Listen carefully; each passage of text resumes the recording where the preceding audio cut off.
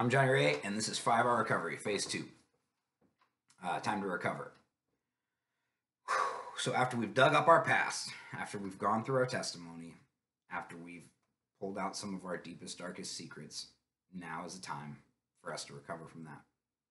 There are all sorts of ways to get clean. There are actually tons of programs and different things that any person can go and do to get clean if they really want to get clean. The first thing you have to do is make that decision to get clean.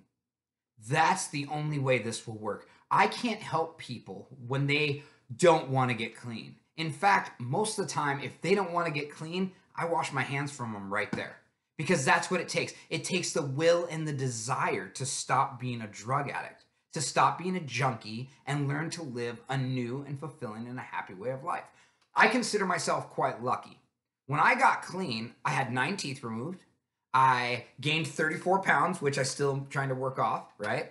A lot of things changed for me, but I had a loving and supporting family that was willing to take me in after 20 years of betrayal and give me a chance.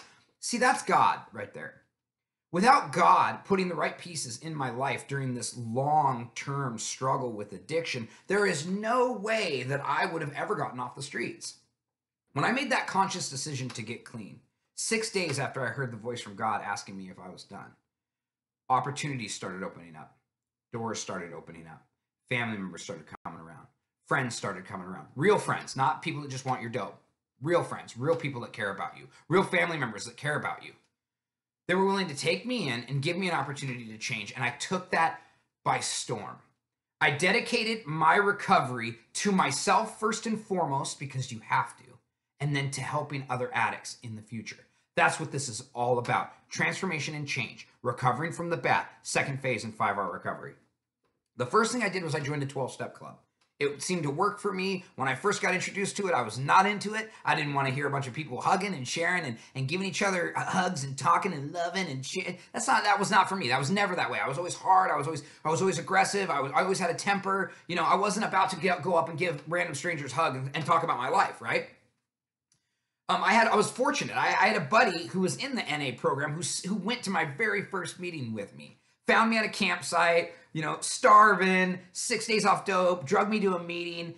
I sat in the back corner and I didn't say anything to anybody. And, when they said, "Is there anybody here for your first, second, or third NA meeting? If so, would you please introduce yourself by your first name only so we may welcome you?" And I just sat back quiet like this with my arms crossed. I didn't want anybody to talk to me. And my buddy stood up and he's like, "This is my friend, Johnny Ray. He is battling addiction and he's been battling it for a while." I mean, I was pissed at first until the meeting turned into welcoming me and giving me a chance to talk to people who are going through the same things, right? And so I just sat back. I didn't talk for my first 30 days. They recommend doing 90 meetings in 90 days. I did 186 in 90 days, okay? In my first month, all there was one meeting for me to go to. So I sat in the back and I just listened. And that's when I met my sponsor. That's when I met the guy who showed me recovery. God rest his soul. I know he's looking down on me from heaven, and I know he's proud, and I know he taught me and gave me the tools to be able to help future addicts. But what he had to do first was he had to dust me off. See, that's why a recovery program works. That's why it's people with the same experience. Not everybody in the program is nice. There's a lot of people who are not very friendly individuals, and they don't want anything to do with your story because most of the time they're in there just trying to keep themselves clean. But you got to go to enough meetings. You got to give it a chance. You got to try something different. You got to look around and pay attention to the people that walk the walk and talk the talk. I didn't think I needed treatment. I didn't think I needed detox. And to be perfectly honest, I didn't even know what that was. I had never heard of treatment or detox until I started getting clean. That might be the road you have to go. It might be a good idea for you to check yourself into a long-term or short-term facility depending on what your DOC is, drug of choice. These are things that can really help you. And there are programs out there. There are so many different things that you can do to get clean. There is just as many things that you can do to get clean as there is to get high, if not more. You just got to look. You got to find it. You got to pay attention and you got to look for it. And most of all, you got to want it. It's time to stop being comfortable with being uncomfortable. See, as addicts, we develop this routine of misery. And we start welcoming it with open arms. We start learning how to function in misery. And then we stay into it. We stay at jobs that don't progress us forward with pay. We stay with girlfriends and lovers because we're just so used to the routine, even though they never made us happy. You need recovery from all of this.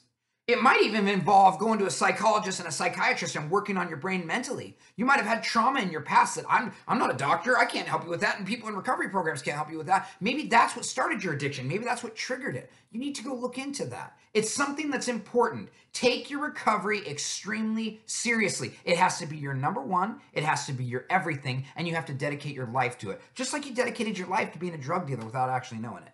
I want to go back to saying, stop being comfortable with being uncomfortable. I did the same things over and over and over and expected different results. That's the definition of being crazy. I always thought that the world was against me, but did nothing to try to change it. Since I've been clean, I don't sit. I'm constantly bettering myself. I'm constantly working on myself. I'm constantly trying to fix things in my life to make them better for me and for everybody around me.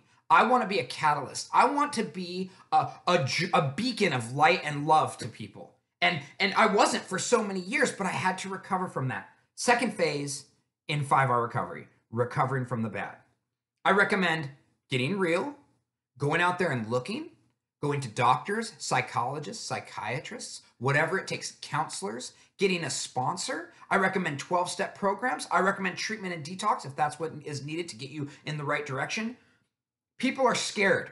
They're like, when I get clean, I don't know what's going to happen to me. I might live on the streets. Well, you know what? For my first 2 months of doing NA and getting clean, I lived in the back of a truck.